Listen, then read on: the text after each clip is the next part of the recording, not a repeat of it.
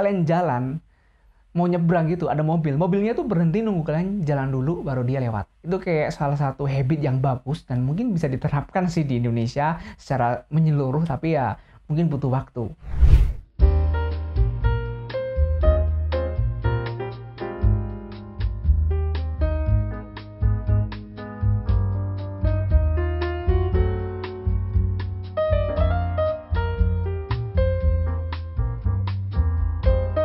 Halo, welcome back to my YouTube channel. Kali ini saya akan coba sharing nih cerita-cerita tentang beberapa kota yang pernah saya tinggalin dalam kurun waktu tertentu. Dan saya juga mau cerita nih, gimana sih kesan-kesannya di kota itu. Atau mungkin buat kalian yang mau ke situ, nanti ini bisa jadi gambaran nih, oh ternyata kotanya seperti itu ya. Oke, jadi sesuai dengan judul video, saya tulis judulnya tuh Klaten, Malang, Riau, Puntang, Tembagapura, dan Cilegon. Cukup banyak ya. Ada 6 kota yang akan saya bagikan. Tapi nggak usah lama-lama ya. Saya mau cerita secara singkat apa sih kesan-kesan di kota-kota tersebut dan gimana sih saya bisa sampai ke situ, ngapain sih, atau jangan-jangan cuma jalan-jalan. Yang pasti bukan jalan-jalan ya, karena saya tinggal di satu tempat itu dalam cukup waktu yang lama. Jadi ya ada sebuah aktivitas lah. Oke, langsung aja kita mulai. Oh iya, sebelum kita mulai, kalian bisa subscribe dulu channel ini di bawah biar channel ini terus sharing sesuatu yang berguna buat kalian dan biar channel ini berkembang juga. Oke, lanjut aja ya. Oke, yang pertama, Kota Klaten. Sebenarnya ini disebut Kota Klaten atau Kabupaten Klaten ya.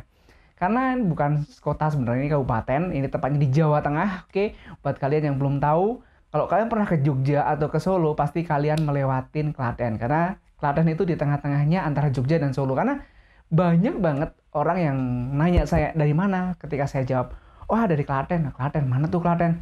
Hampir nggak ada yang tahu. Jadi ya wajar sih, karena tidak begitu besar kotanya dan destinasi wisatanya nggak banyak Jogja maupun Solo. Tapi ada juga kok. Jadi kenapa Klaten? Karena saya lahir itu di Klaten. Saya menempuh pendidikan SD, SMP, sampai SMA di Klaten. Jadi cukup lama ya. Hampir berapa ya? Sampai umur 17-an tahun kalau saya ada di kota Klaten. Dan kota Klaten cukup nyaman karena saya tinggal di situ dari kecil. Jadi ibaratnya ya kampung halaman, siapa sih yang nggak merasa nyaman di kampung halaman dengan segala kemurahan makanannya, terus keramah tamahan orang-orangnya, terus ya semuanya serba enak lah. Nggak ada yang nggak enak tentang Klaten, apalagi itu tempat kita tinggal. Jadi buat kalian yang mau ke Klaten, cukup oke sih, cukup menarik juga. Jadi buat kalian yang lewat Jogja atau Solo, jangan lupa mampir Klaten juga. Jadi Klaten cuma sebagai tempat tinggal sama pendidikan saya sampai SMA.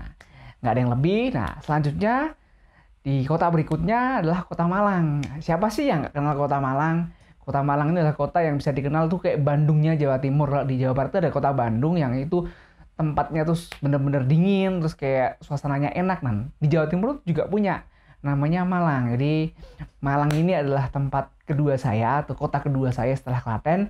Karena di Kota Malang saya menempuh pendidikan S1 di teknik mesin di salah satu PTN Kota Malang. Kalian pasti tahu karena cuma satu doang nih PTN teknik mesin nih di Kota Malang. Jadi saya di sana tuh dari tahun 2011 sampai tahun 2015. Ya 4 tahun, cukup lama dan cukup waktu juga untuk mencintai Kota Malang juga. Jadi sangat oke lah tinggal di Malang itu. Yang paling signifikan kalau di Malang dibandingin tempat-tempat lain tuh temperaturnya sih. Jadi suhunya di sana tuh kayak ya paling cuma 20 derajat, 21. Yang pasti kalian tuh nggak pernah yang namanya ngerasain panas. Jadi kalau kos-kosan di Kota Malang tuh hampir tuh nggak ada yang ada AC-nya. Jadi rata-rata tuh ya without AC, tanpa AC pun udah dingin, udah enak gitu. Jadi kalau kalian pengen ke tempat yang lebih dingin lagi, di Malang tuh ada banyak juga destinasi wisata. Ada Kota Batu. Jadi Batu ini dulu adalah bagian dari Malang, tapi udah pisah menjadi kota sendiri. Jadi Batu tuh dataran tinggi lagi. Kalau kalian dari pusat kota Malang tuh ke arah Batu tuh lumayan ya sekitar 20-an menit sih kalau lancar, kalau macet ya bisa lama. Nah, di Kota Batu sendiri itu juga banyak sekali destinasi wisata macam-macam dan temperaturnya lebih dingin lagi daripada Kota Malang. Jadi overall Kota Malang adalah kota yang sangat dingin, enak buat belajar, enak buat teman-teman, enak buat berkomunitas, dan yang pasti di sana orangnya juga ramah-ramah dan baik. Jadi nggak ada istilahnya, waduh orangnya jahat-jahat nih, atau mungkin kotanya kurang mengasihkan. Nah, untuk masalah kemacetan, Kota Malang saat itu memang macet banget sih, apalagi di area kampus. Itu cukup crowded, jadi cukup macet itu. Untuk beberapa area doang yang agak lancar. Jadi ya mungkin sampai sekarang yang masih macet ya Kota Malang. Oke, mungkin itu aja ya Kota Malang. Oh iya, Kota Malang juga punya pantainya, tapi cukup jauh, kalian harus ke kabupatennya dulu dan itu sekitar 2 jam mungkin perjalanannya. Tapi jangan salah, pantainya bagus-bagus semua. Oke, Kota Malang udah beres nih tahun 2015. Tapi di tengah-tengah tahun itu saya juga pernah tinggal di kota lain, yaitu kota ketiga. Apa itu?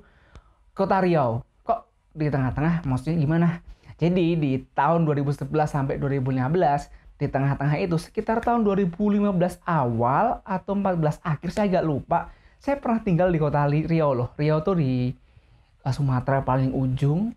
Nah, kenapa saya di situ? Saat itu saya melakukan kerja praktek, itu KP atau PKL atau internship, apapun itu yang kalian sebut, di mana saya tinggal selama 1 bulan di suatu perusahaan untuk melakukan studi atau ya belajar lah gimana sih anak mesin kalau kerja di lapangan di perusahaan tuh aktivitasnya apa aja. Nah, kebetulan saat itu saya dapat kesempatan untuk belajar atau kerja praktek di Chevron Pacific Indonesia yang ada di Duri, yang saat ini sudah nggak ada, udah diambil sama Pertamina, yaitu Pertamina Hulu Rokana. Jadi saya di situ cuma 1 bulan, tapi cukup asik dan cukup menyenangkan karena saat itu saya tinggal di kompleks Chevron, di mana itu adalah area untuk karyawan doang. Jadi untuk warga sekitar yang non karyawan itu nggak bisa masuk sembarangan, harus ada izinnya, harus ada ya macam-macam lah. Jadi nggak sembarangan orang bisa akses masuk, dan ketika masuk pun kalian punya fasilitas yang cukup luar biasa karena di situ kalian udah makan dikasih, tempat tinggal dikasih, transportasi juga dikasih, dengan segala benefitnya dan ilmu pengetahuannya cukup oke sih. Untuk kegiatan sehari-hari, karena saya cuma KP, jadi Senin sampai Jumat saya belajar atau bekerja membantu lah senior yang di situ. Nah, untuk hari Sabtu Minggu ya rata-rata tetap stay di camp atau di perumahan Chevron tersebut dengan aktivitas yang mungkin belanja, terus main game. Di situ banyak tempat-tempat hiburannya. Jadi kayak kalau mau aktivitas main bowling ada, terus main basket, sepak bola itu ada semua. Jadi hiburan tuh ada di sport yang pasti. Jadi nggak akan bosen lah kalian di situ. Untuk kotanya lumayan jauh sih jaraknya. Jadi ketika saya dari bandaranya kan di Pekanbaru ya saat itu ya. Pekanbaru itu saya naik taksi sampai ke Rumba. Jadi kalian akan jalan ke Duri menggunakan bus perusahaan. Jadi cukup menempuh waktu 2-3 jam. Secara overall kotanya nyaman karena kalian tinggal di camp. Karena saya saya tinggal di campnya Chevron dan fasilitas oke. Untuk lingkungan sekitar saya kurang tahu juga ya kehidupannya seperti apa. Untuk temperatur panas, jadi nggak sedingin di kota Malang, lebih panas seperti itu. Itu kota ketiga. Nah, berikutnya di tahun 2015 setelah saya lulus kuliah, saya masuk nih ke kota keempat. Itu Kota Bontang. Jadi Kota Bontang, kenapa sih saya sampai Kota Bontang?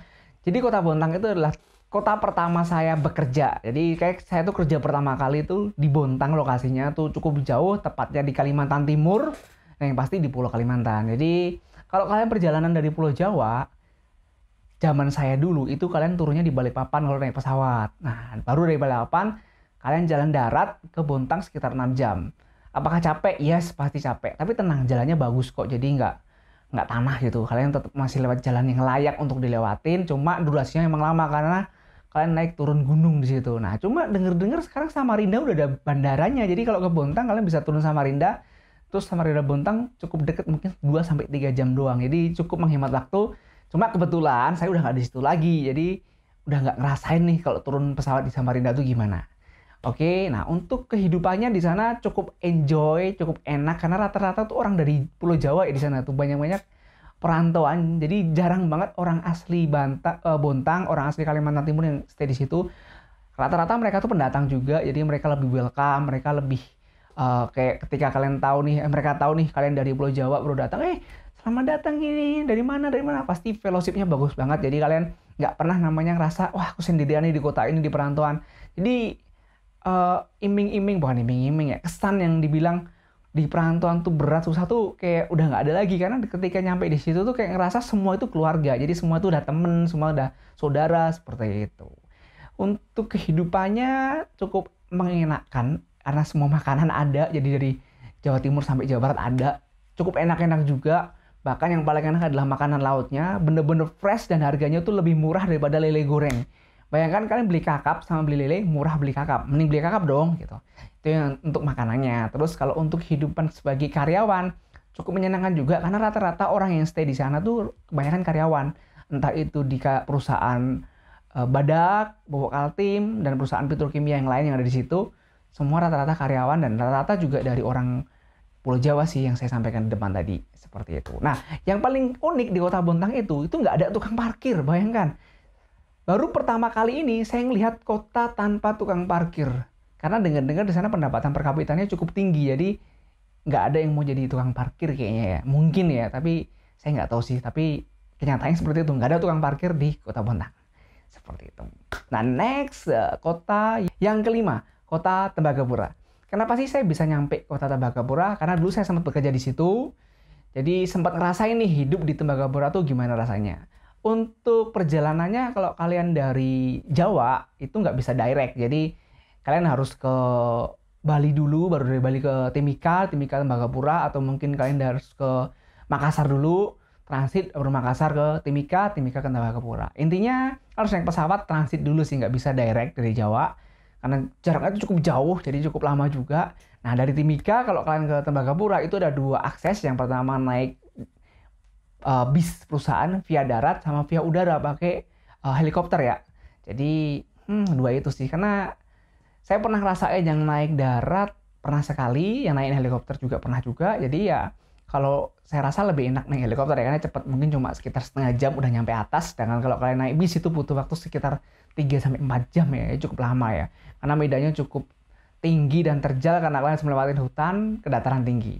Nah, di Tembagapura itu sendiri adalah satu yang unik karena itu adalah kota yang cukup eksklusif di sana. Jadi berbeda dengan lingkungan-lingkungan sekitar karena itu adalah kota yang dibangun oleh perusahaan untuk tinggal karyawan. Nah, di sana yang paling unik atau paling berkesan adalah temperaturnya. Jadi suhu di sana tuh kayak dingin banget. Hampir setiap hari itu maksimal sekitar 8 derajat mungkin ya, 8 atau 10 paling panas.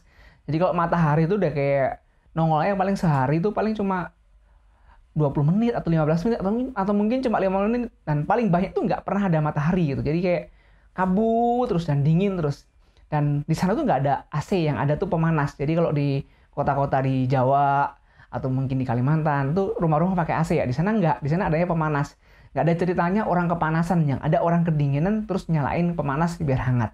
Jadi itu adalah kota yang cukup unik karena saya rasa di Indonesia cuma kota Tembagapura doang yang ngalamin kondisi yang kayak dingin terus gitu, kayak di luar negeri gitu rasanya. Nah, untuk lingkungan kerja di sana, tempat tinggal, oke, makanan ada juga karena di-provide dari company. Terus kalau mau belanja juga ada supermarketnya. Terus kalau mau ibadah juga ada. Saya rasa semuanya ada. Apa yang ada di Jawa ada di sana juga. Jadi intinya itu kota yang cukup bagus untuk tinggal dan suasananya cukup berbeda dengan kota-kota yang ada di Pulau Jawa atau di Kalimantan atau Sumatera. Karena di Tembagapura itu untuk orangnya mayoritas orang Indonesia, tapi juga ada ekspatriat dari beberapa negara di luar sana. Jadi kalian sering banget kok bakal sering ketemu sama orang luar negeri. Nah, salah satu hal yang unik selain suhunya yang dingin tadi, itu adalah apa ya? Kalau kalian nyebrang jalan di sini lah ya, di tempat kalian tinggal, nyebrang jalan, kalau ada mobil atau motor tuh paling klakson kalian pim gitu biar kalian minggir. Kalau di sana enggak loh. Jadi ketika kalian jalan mau nyebrang gitu, ada mobilnya tuh berhenti nunggu kalian jalan dulu baru dia lewat. Itu kayak salah satu habit yang bagus dan mungkin bisa diterapkan sih di Indonesia secara menyeluruh, tapi ya mungkin butuh waktu seperti itu. Kalau yang lain, keamanan cukup aman karena kalian tinggal di kawasan perusahaan yang dilindungi juga di situ. Maksudnya keamanannya oke dari pihak perusahaan yang memberikan itu buat kalian, menjaminlah kalian aman tinggal di situ. Terus untuk pulang dan pergi itu nggak mudah. Kalian kalau mau keluar dari kota itu harus izin macam-macam, approval ke atasan. Dan itu nggak bisa sembarangan, oh saya pengen ke sana untuk ini. Harus ada alasan yang jelas dan reason yang jelas juga. Dan tergantung atasan kamu ya. Kalau atasan kamu nggak nyetujui ya, kamu nggak bisa turun, nggak bisa main gitu. Itu untuk Tembagapura. Next, kota berikutnya, kota ke-6. Kota Cilegon. Nah, kota Cilegon ini adalah kota tempat tinggal saya sekarang. Saya sekarang di kota Cilegon nih. Jadi di Cilegon ini adalah salah satu kota yang lokasinya bisa dibilang paling ujung dari Pulau Jawa. Karena setelah Cilegon itu udah langsung ke Anyer, habis itu udah langsung ke ujung kulon. Udah nggak ada kota lagi. Jadi bener-bener ujung di sini. Kalau orang dulu tuh kenalnya Cilegon adalah kota baja karena ada Krakatau Steel. Nah, tapi saya nggak kerja di Krakatau Steel. Saya kerja di salah satu petrochemical yang ada di Cilegon. Kalian pasti tahu perusahaan yang bergerak di bidang olefin dan polimer. yang paling ujung lah lokasinya. Itu di Chandra Asri Petrochemical. Saya stay di situ, kerja di situ juga. Jadi untuk kota Cilegon, kotanya cukup padat karena banyak sekali industri di sini. Macet adalah ya kehidupan sehari-hari di jam kerja, jam berangkat sama jam pulang. Terus untuk suhu kalian jangan tanya karena sini deket pantai itu panas banget. Tapi ya kalian wajib banget deh pasang AC di rumah kalian. Jadi biar gak kepanasan. Untuk suasana kerja saya rasa asik juga karena ini lingkungan-lingkungan tempat tinggal kalian, kanan kiri rumah kalian itu rata-rata karyawan karena di sini perantau-perantau itu rata-rata kerja sebagai karyawan di suatu perusahaan di sini, entah itu di power plant, di petrochemical, di chemical, di perusahaan baja. Jadi kayak atmosfernya itu beda sama ketika kalian tinggal di asal kalian yang dulu nih. Nah, seperti itu. Mungkin itu aja sih secara garis besar yang bisa saya sharingkan. Untuk detail perkotaan mungkin akan saya sharingkan di video yang lain terpisah biar nggak kelamaan. Nanti kalian bosen dong. Oke, itu sharing dari saya. Thank you buat kalian yang udah mengunjungi channel ini dan see you next time.